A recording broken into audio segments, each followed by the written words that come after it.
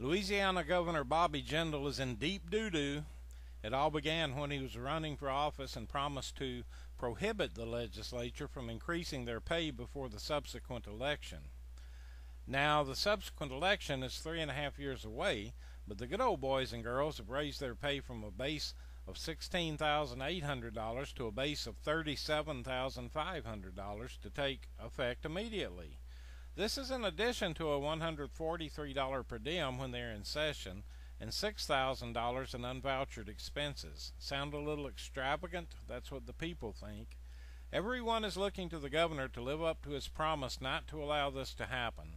Being the politician that he is, he said that he has pledged to the legislature not to veto the pay raise. I still think it's the wrong thing to do. Will you veto it? No, and the reason we've said we won't, is for two reasons. One, we don't want to see the reforms that are happening in Louisiana get off track. We want to allow that to happen. We've already done 6 tax cuts, reformed our state's ethics laws. We've got a lot more work to do to grow our economy. I don't want to give anybody an excuse to slow down those reforms. The governor has a 1-minute 30-second soundbite in response to any question about the raise. When asked by the publisher of the Bayou Buzz about his pledge to the legislature, he answered with, well, his 1-minute 30-second soundbite that he had just given to a Baton Rouge reporter. General, first, thank you for helping New Orleans. Okay, I'm sure everybody really does appreciate it. I personally have listened to his question. I've heard your answer, etc. The 3-point answer. I really don't understand it. Okay, I don't understand why you won't veto. I don't understand why you won't let the override take place. And specifically, having said that, what was the pledge that you made to the legislature? Who is there? What was said?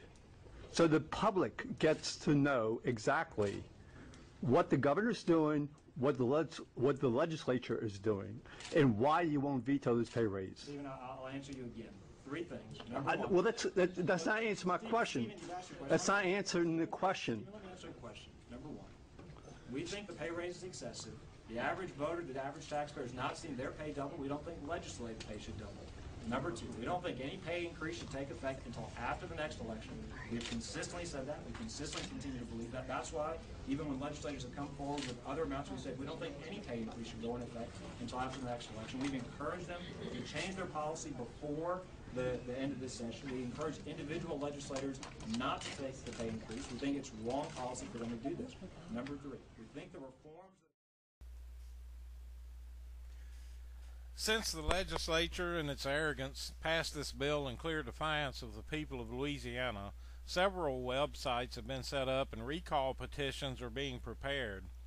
In one of my endless Google searches, I found the most notable of these, a recall site for the governor who failed to live up to his promise. Check it out. It's at recalljindal.com.